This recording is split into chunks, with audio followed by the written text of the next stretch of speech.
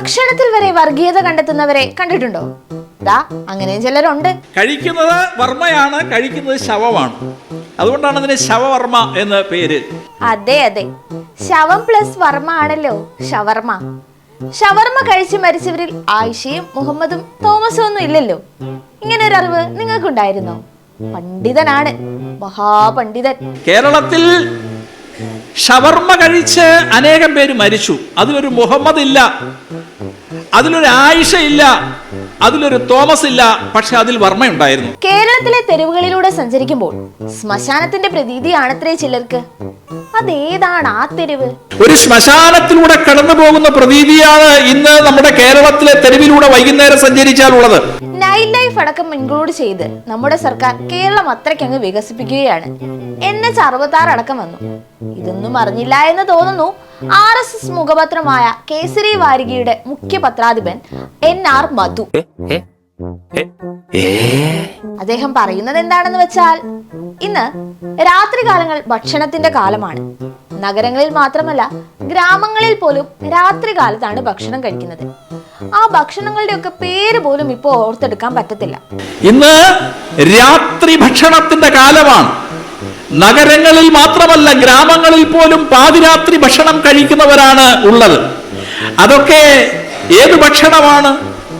ആ ഭക്ഷണങ്ങളുടെ ഒന്നും പേര് നമുക്ക് ഇവിടെ ഇപ്പോൾ ഓർത്തെടുക്കാൻ പോലും പറ്റില്ല. നമ്മുടെ തെരുവുകളിലൂടെ നടക്കുമ്പോൾ കരിഞ്ഞ മാംസത്തിന്റെ രൂക്ഷമായ ഗന്ധം നാസ്വാദാരങ്ങളെ തുളച്ചുകൊണ്ട് കടന്നു പോവുകയാണെന്നാണ്. കരിഞ്ഞ മാംസത്തിന്റെ ഗന്ധം, രൂക്ഷമായ തീഷ്ണമായ ഗന്ധം നമ്മളുടെ നാസാദ്വാരങ്ങളെ തുളച്ചുകൊണ്ട് കടന്നു പോകുന്നു നമ്മുടെ തെരുവുകളിലൂടെ സഞ്ചരിക്കുമ്പോൾ. പുള്ളിയുടെ ഒരു മോഡിഫിക്കേഷൻ നോക്കണേ. അറേബ്യൻ ഫുഡിൽ കഴിക്കുന്നത് ശവവർമ്മയാണത്രേ. ചിലർ മാത്രം അതിനെ ഷവർമ്മ എന്ന് പറയും. കഴിക്കുന്നത് വർമ്മയാണ്, കഴിക്കുന്നത് ശവമാണ്. അതാണ് അങ്ങനെ പേര്. അവിടെ നമ്മൾ ശവവർമ്മയാണ് കഴിക്കുന്നത്, ചിലരതിനെ ഷവർമ്മ എന്ന് പറയുന്നുണ്ട്. കഴിക്കുന്നത് വർമ്മയാണ്, കഴിക്കുന്നത് ശവമാണ്.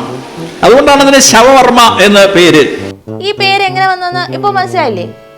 ഷവർമ്മ കഴിച്ച് മരിച്ചവരിൽ ആയിഷയും മുഹമ്മദും തോമസും ഇല്ല ഹേ, പക്ഷേ അതിൽ വർമ്മയുണ്ട്. അതുകൊണ്ടാണ് പേര് ഷവർമ്മ എന്നായത്. ആക്രാന്തം മൂത്തിത് കഴിച്ച് പണ്ടാരമടങ്ങുന്നവന്റെ പേര് ഹിന്ദു ആണെന്നും RSS നേതാവ് കണ്ടെത്തിയിട്ടുണ്ട്. കേരളത്തിൽ ഷവർമ്മ കഴിച്ച് അനേകം പേര് മരിച്ചു. അതിലൊരു മുഹമ്മദ് ഇല്ല, അതിലൊരു ആയിഷ ഇല്ല, അതിലൊരു തോമസ് ഇല്ല, പക്ഷെ അതിൽ വർമ്മയുണ്ടായിരുന്നു. അതുകൊണ്ടായിരിക്കും ഒരുപക്ഷെ അത് ഷവർമ്മയായത്. ഈ ആക്രാന്തം മൂത്ത് ഭണ്ഡാരമടങ്ങാൻ ഇത് പോയി തിന്നു ചാകുന്നവന്റെ പേര് ഹിന്ദു എന്നാണ്.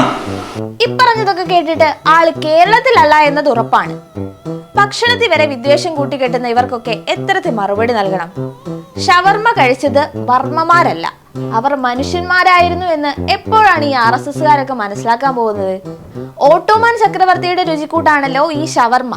പ്രശ്നം അത്രയ്ക്ക് അങ്ങ് രൂക്ഷമാവുകയാണെങ്കിൽ നമുക്ക് ഷവർമ്മയിൽ നിന്നും വർമ്മ എന്ന വാക്ക് മാറ്റാനുള്ള ഒരു നിവേദനം സമർപ്പിച്ചേക്കാം.